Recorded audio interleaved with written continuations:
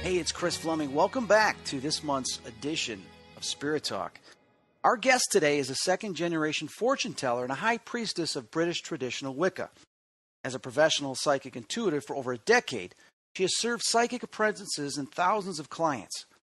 She received a master's degree in teaching from Seattle University and a doctorate from Valdosta State University. She is also certified in tarot. In her spare time, when she's not teaching students of Wicca or spending time with family, she enjoys running and ham radio. Please welcome to the show, Dr. Alexandra Sharon. Welcome, Alexandra. Thank you. It's a pleasure to have you on this show this month, and I know we're going to be discussing some of the things you wrote about in your book, Have You Been Hexed? Recognizing and Breaking Curses. We're going to focus on the hexes, curses, and how to break them. What are they, and how do we actually break them? Because I've had people come up to me sometimes and say, do you believe in curses? I think I've been cursed. So let's talk about that. Sure thing.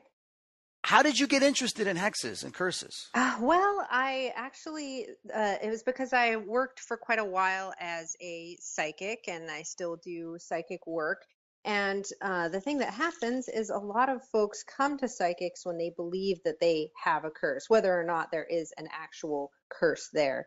And unfortunately, sometimes psychics will actually lie about a curse being present in order to extort money from their victims. So I do get a lot of questions about curses, and it's actually the curses themselves are quite rare. Now, when someone says that, well, we can go into many things about that. If someone says, I've been cursed, it could be an insecurity, could be them worrying too much, or there could actually be something going on. So what is a curse, a hex, a real one?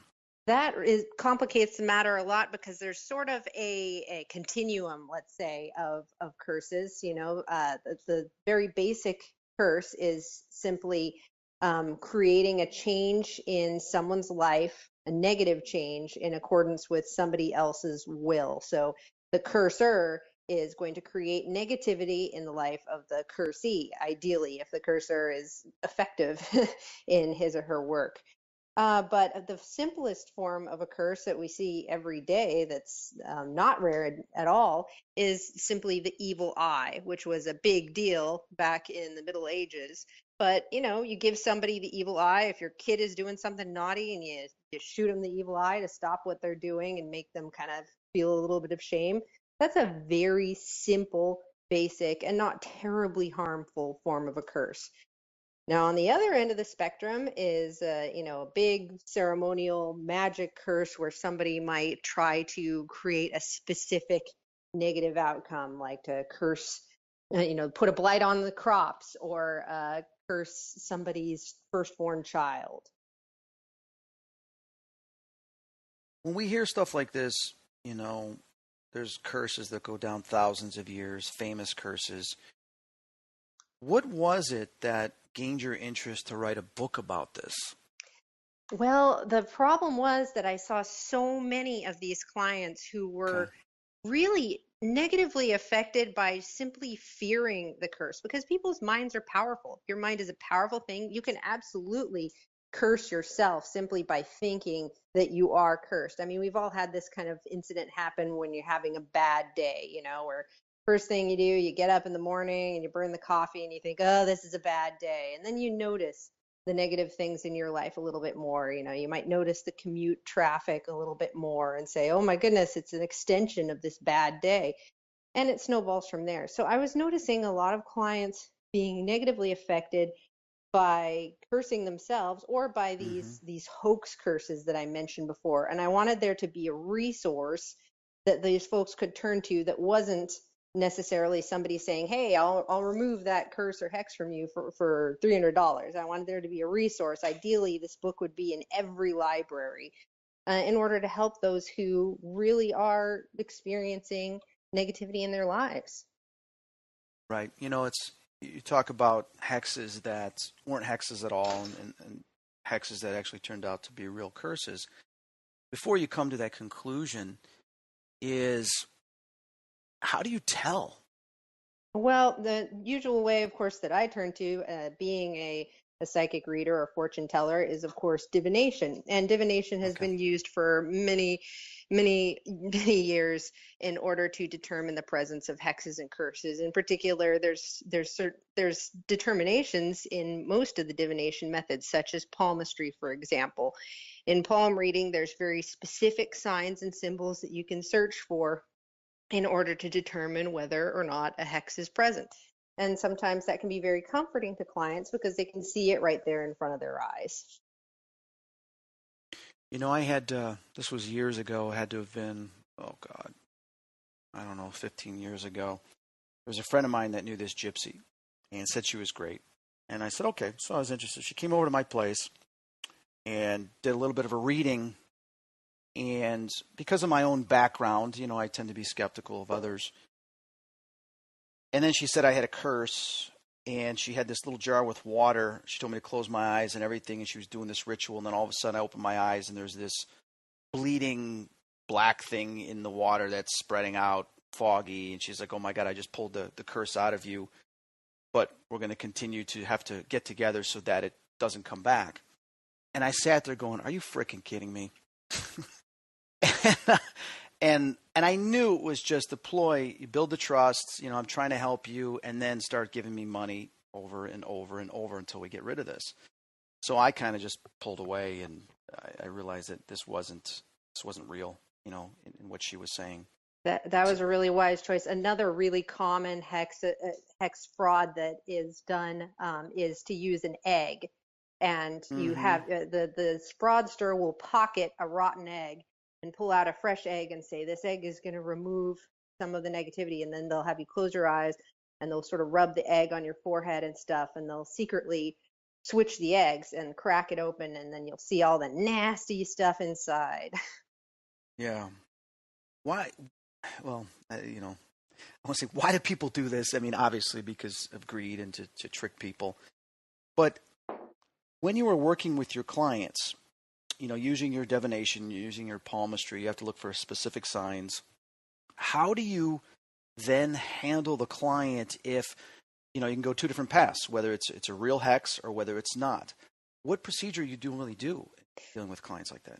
It's actually tougher when it's not a real hex because it's almost disappointing for the client because, they've noticed all this negativity in their lives. They think that there's, this problem that's going to be solved, and oh goodness, this isn't actually the source. It's kind of like if you had a medical problem and you go to the doctor, you almost hope they're going to diagnose you with something, right? Because then they'll say, oh, here's the medicine. But if you go into the doctor with all these complaints and the doctor says, well, I can't find what's wrong, go home, take some Tylenol, then you're going to feel a whole lot worse. So the worst situation is actually if, there's absolutely no hex. And then I have to work with the client on, well, let's take a look at the negativity. Let's coach you with some ways to get out of this life situation that you're in. When there is a hex, it's actually a little simpler because I always remove hexes for free because I'm not going to participate in that whole industry. And also, I'm an initiated Wiccan, British traditional Wicca. We take an oath not to charge others for magical work. And so due to my religious oaths, I choose to remove those hexes for free. And so that's kind of the better situation. It's best if I can see the person in person. Right. Sometimes folks at a distance might send me a hexed object, for example, through the mail to either dispose of or remove the hex. What are some of the stories you can share with us that you've had to deal with? Well, there was one story of a man who, this man actually secretly donated money to me afterwards. He came to me saying that he had a hex. This was many years ago, and his baby had been born with a hole in its heart, and Oof. he had come from a country where hexes and curses are actually pretty commonplace, and there are practitioners who they run little shops and they work on their magic. And if you cross one of them, then you might get hexed. And this guy, he regrettably had stolen some money. He was a landlord to one of these folks, and he kind of did some tricky business and ended up putting that person out, and that person hexed him. He was also, there was also a cursed object involved that was making a child's hair fall out and stuff. It was this Jeez. whole big mess. So luckily, I got to see him in person, and I did a pretty big hex removal ceremony type thing to knock that thing out. And very nice guy. He slipped a envelope in my purse with $200 in it. Very sweet. Oh, But yeah, he was happy afterwards, and he gave me the cursed object so I could dispose of it safely. And things were okay after that. But yeah, it was a big deal, and it was something that he hadn't suffered with very long because it was so severe. it's interesting. You talk about a cursed object. We deal with haunted objects, objects that can have something attached to it that sometimes people take it home with them and they don't even realize. Hmm. And then it can start bringing misfortune or things that occur depending upon if there's a spiritual entity or if there's some type of past negative experience associated with that object. I know that there was things when we did the James Dean, the car, the spider that he drove, that the salvage of the automobile, wherever it was taken, was causing things to happen, like a railroad on a train had crashed while I was trying to take it to another location. Then the parts were sold to different people, and people that had the different parts had problems that had happened with their cars too, Hmm. as if there's something negative attached to it. Do you see stuff like that with various objects, additional objects? People would put curses in that and give it to somebody, or there'll be something from the past that has to be addressed? Yeah, cursed objects. There's the most common source of a cursed object that I've found is actually something that a person has developed negative meaning in their life. The most common example is a wedding ring or engagement ring from a Mm. prior relationship. And so this is something that you can see as a quite natural consequence. If you had a wedding ring and you wore it for many years and then your marriage just completely crumbled and it turned into a big disaster, huge divorce, continuing to wear that wedding ring or to use it in a second marriage, definitely not good juju, right? There's some Yeah. energy associated with that that's going to continue. And that's an example of an accidental, sort of incidental, natural curse, let's say. But cursed objects that are purposely cursed are definitely in play. And those are things, they're rare, but it's certainly one of the easiest methods magically to curse somebody. And so it's something that practitioners will turn to. You write in your book, Have You Been Hexed? Recognizing and Breaking Curses. You obviously illustrate some examples and ways for people to tell a difference. And can you share with us, how do you actually know between a curse and just bad luck? Well, that's a good question. Usually, when somebody comes to me and they say they have a curse, I take it extremely seriously, and I try and ask a lot of questions. Like I said, some of this can be determined through divination.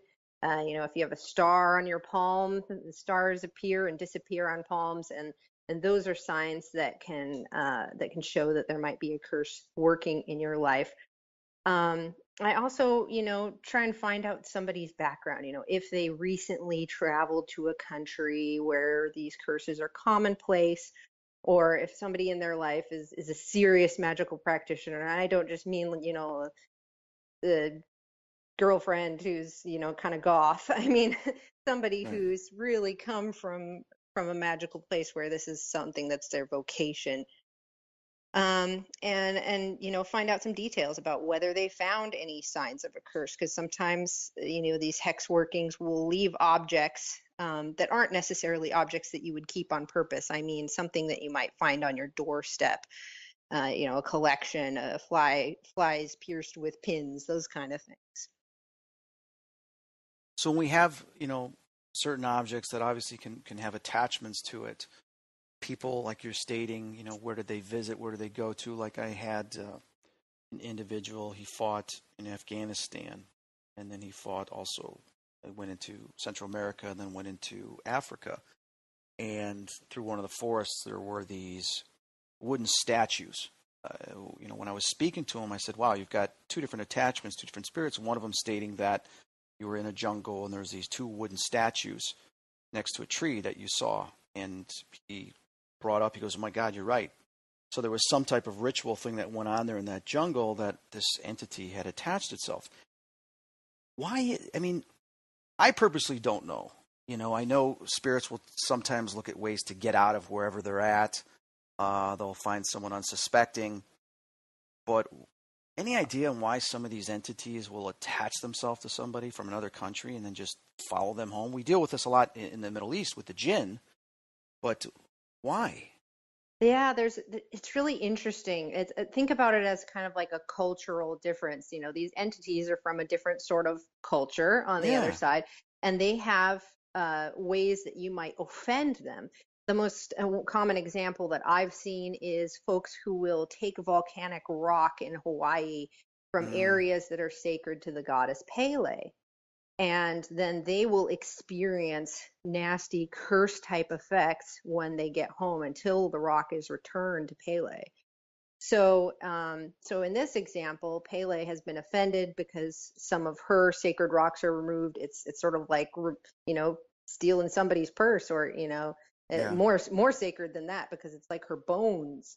So in this case, somebody has created an egregious offense.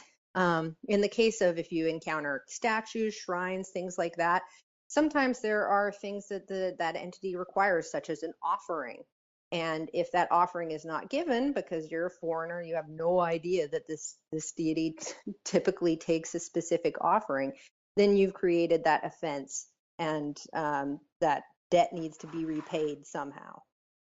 That's a good point. When you go into some of these places, even places that are haunted historically or whatever, most of the time you don't know exactly who's there, that you could be walking into their home and they're offended by you coming in there. And obviously if you take something or you do something, they could eventually, some of them maybe follow you home or curse you. I mean, is it, have you seen this where this can obviously happen between the living and the dead, to where the living can curse somebody because they've done them wrong, and also the dead can somehow send out a curse?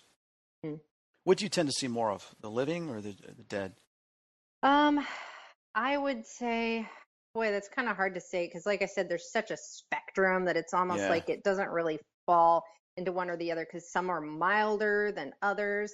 Right. I'd say usually the milder curses I've seen are from the living, because we just don't have a whole lot of skilled practitioners who take that on. Right. Although I have seen some really nasty ones, like the one I mentioned before, was done by a living practitioner. But some of the more nasty curses can be from entities that are either, no longer living or were never sort of in this world to begin with. And when I see that happen, it's usually because somebody has messed up. They're trying to do something like trap the entity, or, something like that. Yeah. And it goes really sideways. Like they say, oh, I'm going to trap an earth elemental in this shiny stone forever, or try and create a fetter and trap a spirit inside of it so that they can, I don't know, use it for magical purposes, or just to try to do something cool and spooky, and then it backfires majorly. Well, yeah, when you look at King Solomon and some of the demonic entities that he had trapped and made him do his bidding, and then you talk about the history of genies in the lamp, which basically comes from some of the principles with the jinn, and these little these negative entities being trapped or bargaining with them to grant them some wishes. It can sometimes get out of hand. Have you dealt with any cases where ex-relationships, where someone has cursed the other person? Um, I've seen a lot of the cases where somebody thinks that happens, and it's very rare that it's actually happened. If I had to put a guess number on it, it would definitely be less than 10% of cases where somebody thinks that their ex has actually cursed them. And in those 10% of cases where the ex actually has tried something, it's usually been pretty ineffective, because as they do this curse, they're actually tying themselves to that ex a little more. It's kind of an as you bind, you're bound kind of thing. And those kind of situations typically blow up. The partners pull apart even further, and the hex kind of goes sideways. So those hexes tend to be the less effective that I've seen, especially since most people's angry exes aren't necessarily super effective practitioners. They're just somebody who's, read a right. book or, seen a movie and is trying to do something that ends up to be the equivalent of the evil eye. Yeah. No, I had an ex threaten me once that she said she got a voodoo doll and she was sticking it with the needles to try to Oh yeah, get. my ex told me, he told me, please don't curse me, please don't curse me. I said, oh honey, you're doing fine all by yourself. Yeah. You know, and it's funny too is that when we talk about curses, is that sometimes people are cursed, but when in association with them, things start happening to you as well. I mean, I was in a relationship for a period of time, and I couldn't believe how much bad luck was occurring. I mean, things were going great in my life, started dating this person, then all of a sudden, one thing after another to where it was just getting, this is out of hand. And then when I broke up, got rid of them, in talking with other people that knew that person, and I told them, I go, oh my God, she was basically destroying my life. Because it was one thing after, and like, oh my God, that's what everybody else that has gone out with her has said. Is That's, that, yeah, that's absolutely a thing. And that's a common thing. I'd say that's incredibly common. A lot of people think, another thing, this is kind of a tangent. A lot of people think that they've been subject to a generational curse, mm-hmm, where, their grandmother was cursed and their mother was cursed and now they carry the curse. That's actually pretty rare. I mean, I'm not going to say they don't exist, but think about Darwin here, okay? If you've got a family line that's cursed, the family line typically doesn't carry on very long, I'm afraid to say.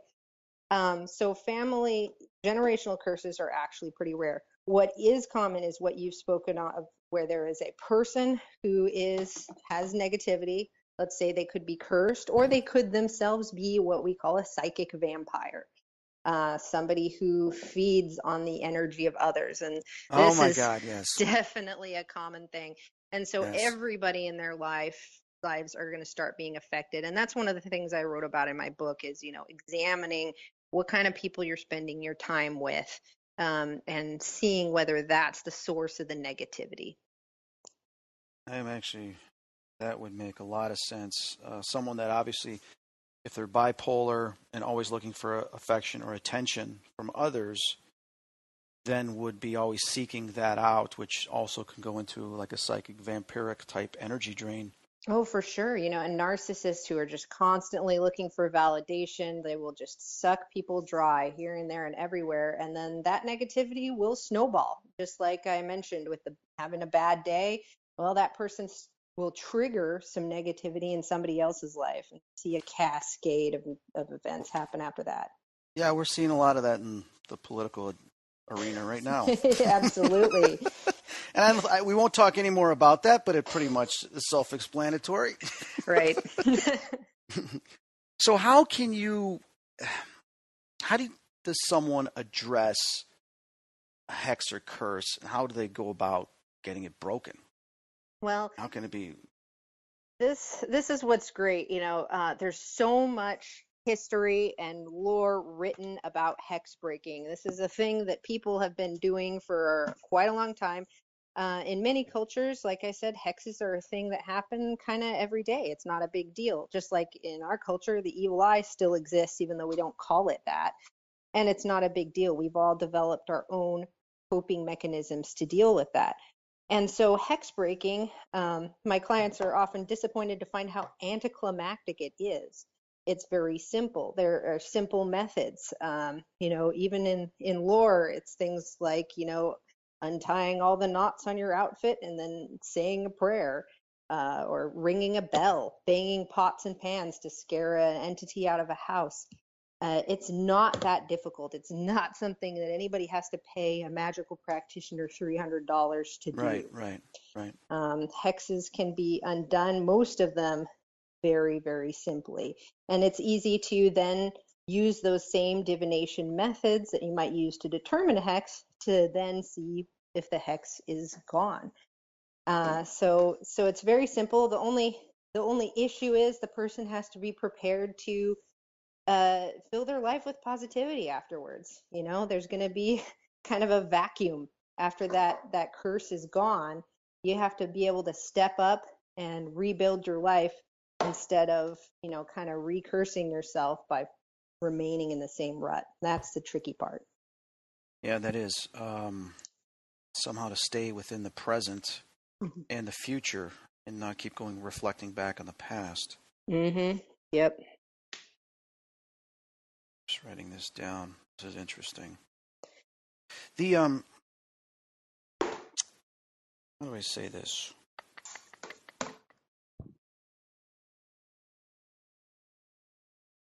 Trying to say this in a way that doesn't completely expose the whole thing. Now, there's an experience that I went through this summer, and I can't talk too much about it, but let me just put it the way. There was a situation where, based on the location and generations, there was a curse, and it involved some objects, and they had found one of the objects, and the other objects they couldn't find. So the goal was, how can this curse be broken? Because generation after generation, the curse kept being fulfilled to where they could not have a child, a male child. And every child that was male ended up dying as a child, never got past a certain age. So the question was, how can the curse be broken? And it was interesting, as we were writing this down on a board, first thing that popped into my head is that we look at location, and then we look at ESP and how all things are connected within the universe through particles. And I started thinking, wow, cell phones cutting off the signal, no longer broadcasting that signal. And I started thinking that way. And I'm just stating this to see what your opinion is on this. And obviously, to me, it's just a theory. Is when I said, forget about finding the other object. Here's the one object. So what I'm going to do is I'm going to do some prayers and healing on this object to remove, but then also call forward this person that is now in spirit and get them to forgive, as well as to seek forgiveness, but also offer forgiveness or have them, taken away to try to break down whatever signals feeding that object, therefore projecting to the other objects. And, got the person to somewhat forgive, had them removed, and then focused on healing energy towards the one object to try to break whatever signal was being sent to the other objects. Because I started to feel that, well, maybe it doesn't matter if we find those other objects, because over generations, obviously the curse has been kept going by a psychological aspect out of fear, and feeding that power to the curse. But I felt that if we can get that entity that started this to at least acknowledge and then begin breaking that, as well as breaking the link on one of the object, that should help. Your thoughts on something like that? Yeah, this is really great, a great scenario, because it sounds like whoever did this curse was actually an effective practitioner. One of the tricks that they will play is to curse multiple objects and hide some of the objects while giving the other objects. So they can put the fear into the person, say, here's this cursed object. And then if the person throws it away or does some proper, dehexing stuff, then they've still got the other objects to worry about. And that can be, that's like the ace in the hole. So like you were talking about kind of like having a radio signal kind of thing. That's a great metaphor for some of the laws of magic. Some of the laws of magic that are in play in a curse like this are the magical law of contagion and what we call sympathetic magic. Now, what sympathetic magic is using an object or a symbol to affect something else. One example of that is like the voodoo doll, right? You're sticking pins in a voodoo doll. You're not sticking pins in the actual person, but through sympathetic magic, that actual person will be affected. And the way to break a hex like this, where you have multiple cursed objects, but you've only got one, is to use the one you have in sympathetic magic with the other ones. Okay? Mm-hmm. So when you're doing that hex removal, you do so with the intention, using that object, that it is connected with the other objects, and those curses will be removed from those objects as well. And so that's a great way to deal with this. Another way, I was kind of thinking the easy way and the hard way, right? The Right, easy right. way is, have the folks leave the location and do a massive banishing of the whole location, just like it's like the bug bomb effect. Yeah. And so that's one way to deal with it as well. That might be a little simpler than working with the objects in a sympathetic magic form, but I would probably do both, banishing on the location and also use sympathetic magic to kind of decontaminate the objects.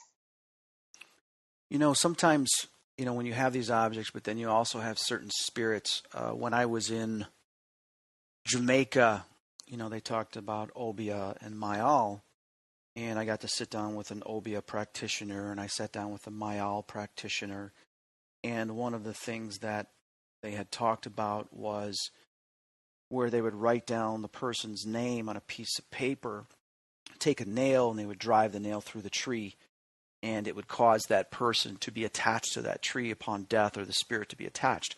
And I honestly was like, okay, yeah, right.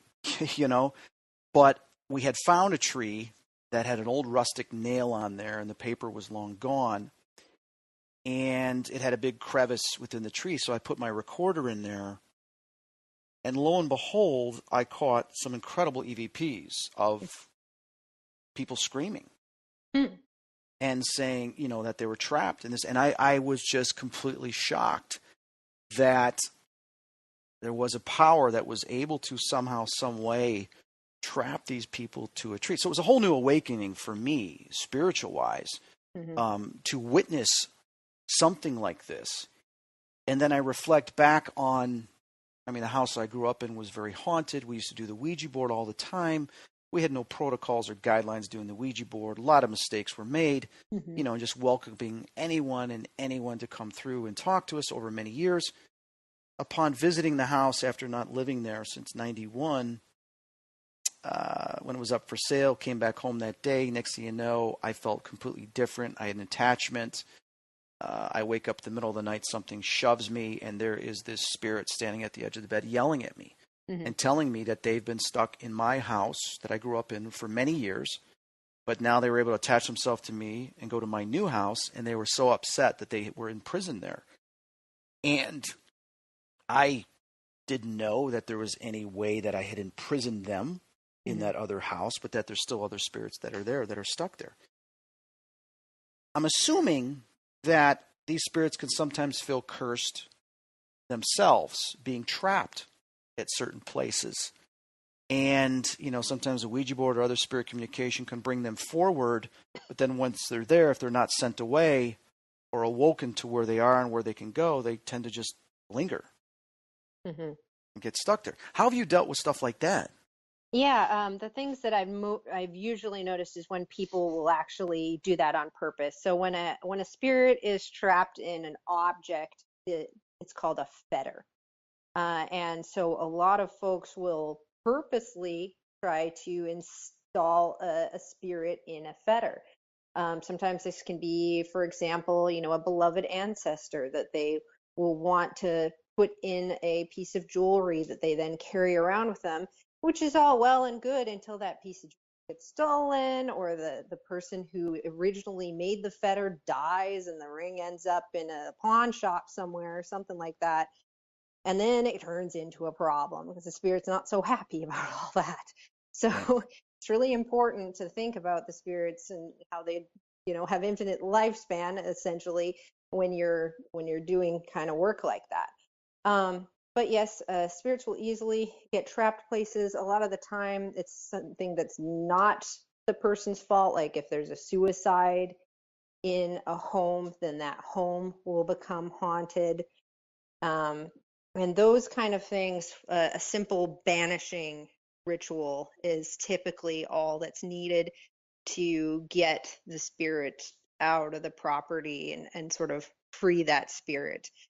And I know a lot of folks who regularly do rituals to release spirits in their area, every Halloween, and it's sort of like a public service to their community. So there you go, witch volunteers. Yeah, exactly. So in dealing with some of these curses and things, you obviously have seen black magic. What makes black magic actually work?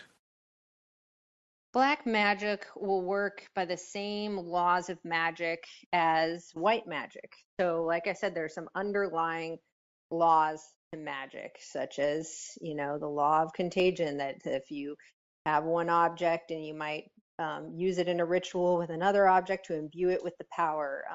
There's the law of names, where if you come to the true identity of something, then you can have power over it. So these same sort of laws can work with hexes, and there are so many different types of hexes that everything on that spectrum, from the evil eye to big ceremonial magic, generational curses.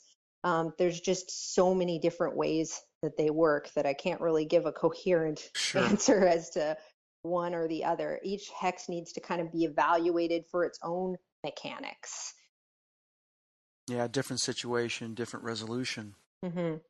Exactly, because some hexes and curses will just run their course. In fact, I'd wager to say most hexes and curses are just going to run their course. They're going to run out of steam, just like a storm runs out of rain. So what makes like a magic spell stop working? There's several things. One is definitely, like I mentioned, most magic spells, good or bad, are going to run their course. They're going to Okay. reach their resolution.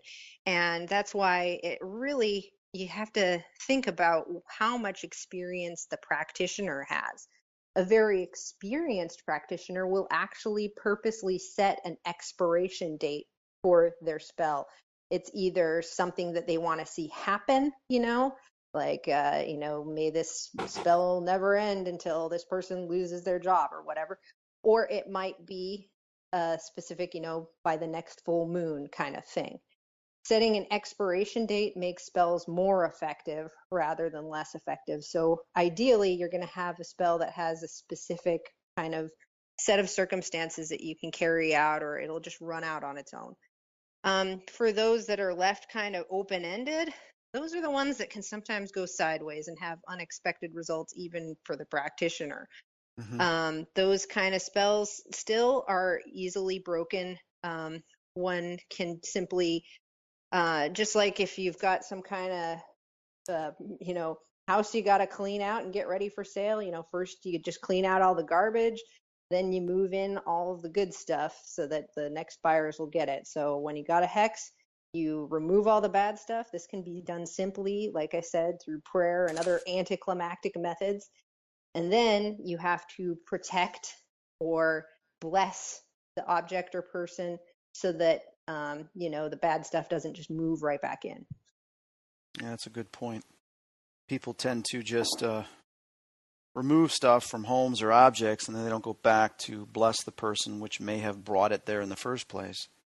Exactly. And unfortunately, for people who have been living with a hex for many years, and typically these are people who are living with minor hexes. Like I said, if you've got a big major hex, you're not going to be just sitting around. You're going to be going crazy trying to fix the problem. But people who have a really minor curse or hex in their life, or one that they've put on themselves, will suffer with it for years. And so once it's removed, those folks might kind of go back into their old patterns of living like they're hexed, oh, I can't apply for that job, I'll never get it. Well, you gotta move on. Yeah, absolutely. Now, you've written a bunch of books. I I mean, the have. book we've been talking about some of the things is Have You Been Hexed? Recognizing and Breaking Curses. But you've also written a couple other books, Runes Hmm. for Beginners, Simple Divination Interpretation, and How to Talk to Me After I'm Gone, Creating a Plan for Spirit Communication. Now, both those books are very interesting to me. Can you explain each one of those? Okay, I have a ton of books more in addition to those, so Wow. let me go through them one by one. Which ones were Yeah. you asking about? How to Talk to Me After I'm Gone, Creating a Plan for Spirit Communication. Okay, that one is one of my favorites because it comes at spirit communication from kind of a positive cultural viewpoint. So, obviously, I believe in ghosts and spirits and stuff.